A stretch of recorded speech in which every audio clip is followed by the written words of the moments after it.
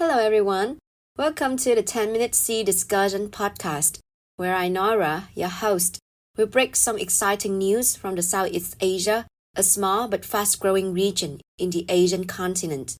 Now, let's stream into our second episode, Blurring Borders, the changing face of Southeast Asian football. Born in Southeast Asia, I grew up witnessing the expansion of a deep-rooting love for football of my fellow residents. Though SEA consists of only 11 countries, we've been biannually holding two major leagues, the ASEAN Championship, or we often call it the AFF, and the ASEAN Club Championship. Dynamic tournaments serve the local thirst of sensational games brought by the national football team of each nation. 2024 marked the 15th AFF tournament, the ASEAN Mitsubishi Electric Cup or AMEC, since its embarkation in 1996. Almost 30 years has passed, but the heat generated from this championship has never loosened. It keeps passing from older generations down to its descendants in SEA. Different periods reflect several turning points of football philosophy in the region. Back then, the AFF was the soul of this humble area, the only tournament where we could see our teams compete and progress and even thrive to victory. But now, local ambition has grown immensely, aiming to reach a certain height. Though the final decision hasn't been stated yet, the boss of football, FIFA, has been very advocating the idea to lengthen the list of participating teams from 48 in the 2026 tournament to 64 by 2030, celebrating 100 years of the World Cup, the world's most renowned championship. Given that appealing news, SEA is now all in an intensive race towards the upcoming ASEAN FIFA World Cup qualifications, or AFC, chasing after the priceless slot being among the participants in the 2030 FIFA World Cup. That vision has opened a new chapter in the tale of SEA football, the era of naturalisation. It no longer sounds distant to mention that not the techniques, but seemingly weaker physics have been the pullback factor for ASEAN athletes when competing against other giants coming from other continents and even those of other Asian regions.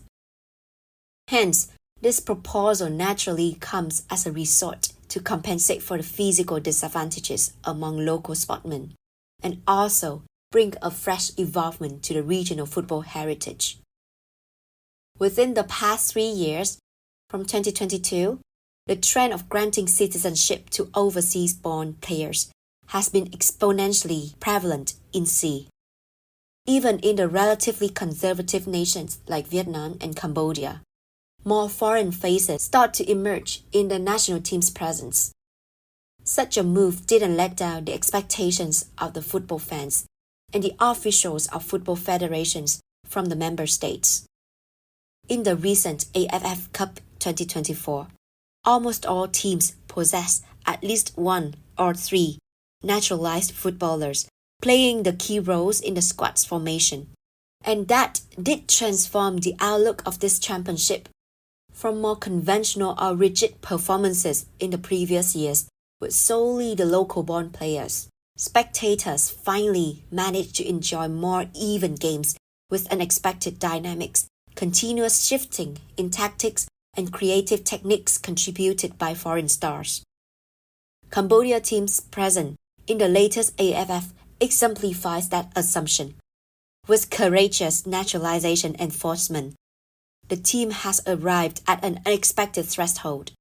6 of 11 naturalized players in the AMEC 2024 belonged to Cambodia's national team, and the new members' contribution was worth more than a mere recognition. Joining the squad, they brought along a fresh blow of unforeseen recklessness that redefined the Cambodian national team's image. Though Cambodia did not manage to secure the entry to the semi-final, their performances at the group stage were beyond ordinary expectation. The team left the tournament, keeping heads up high, after a sensational 2-2 draw confronting Malaysia and a narrow 2-3 loss to the king of ASEAN football, Thailand. Furthermore, as football is a big team sport, any victory is attributed to the efforts of all 11 men on the pitch to really maximize the threatening attack by the naturalized member. Other players also have to make further progress in their existing capabilities. So in other words, naturalization is not only just a pathway to higher achievement, but also a method or motivations that boost the team's abilities. It had also made the dream to play in the World Cup much closer and even more possible to ASEAN. At the moment, aiming to attend more major Asian championships and facing the bigger names, naturalization accounts for the larger segments that lie in the center of most nations' football development plans. So should this be a so-called absolute long-term solution for local football to follow, enhancing the overall image of ASEAN football, which deserves a better position? There is no precise answer to such a question, as naturalization has just kick-started its early stage, and it may be a bit too rushed searching for any insightful analysis on this tactic's effects. But we always know that any approach has its pros and cons, so naturalization is not an exception. Rewind to ASEAN in the decade of 2000 to 2010. Local identity and national culture were emphasized in all facets, including sports representing the people of their countries. Naturalization was not very welcoming. But for our fellow ASEAN state member, Singapore, the view was different. The country's area is among the world's smallest, and there was a lagging birth rate as well. Hence, Singapore back then was constantly on the verge of lacking manpower.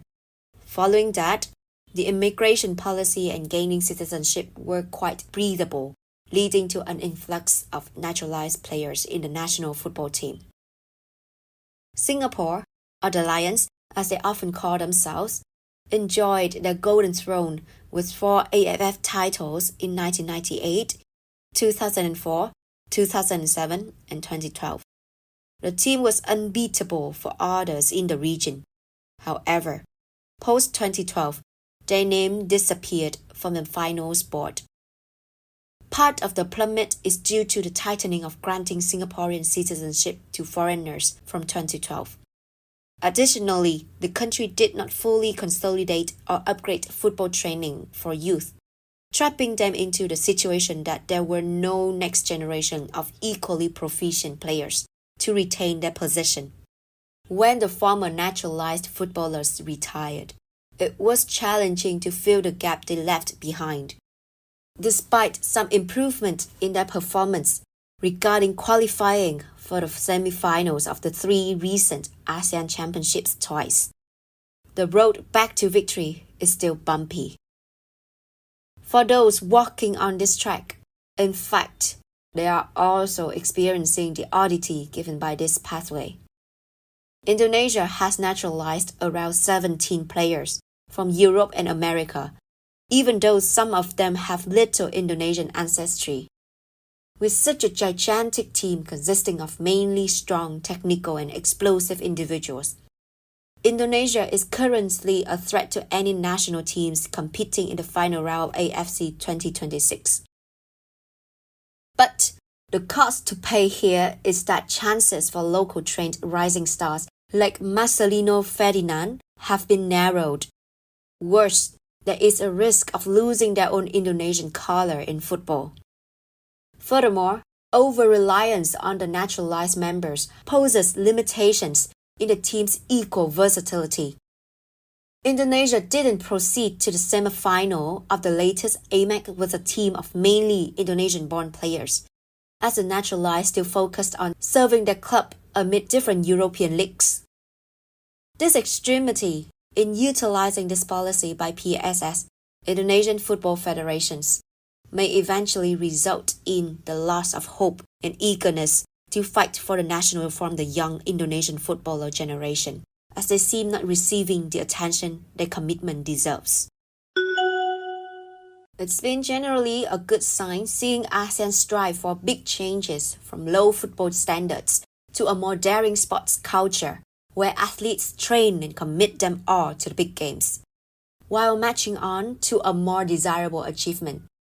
Naturalisation inevitably should be considered as a necessary process, bridging the gap between ASEAN football and the world's. Unprecedented high-class football is growing strong following the vast applications of welcoming more foreign football players into the national teams, which has smoothened the hunger for a more bolted football among ASEAN lovers. Targeting at the tickets to FIFA World Cup 2030, it is expectable that more open naturalized policies are getting in the way, serving the needs of reinforcing the national team's power and stay ready for the battles against tough opponents. Yet, naturalization should be enforced with the highest caution, slow but firm. The outcome of reaching the peak may come fast, but the cost of losing the team's traits due to overutilization of imported stars is also tremendous. Simultaneously, more investment in constructing a better training program, spearheading to develop better future local stars, should not be underestimated. It still plays as a backbone of the national football image, ensuring a more sustainable success in the long term. So that's the end of today's episode. I hope you enjoyed it and found the news interesting.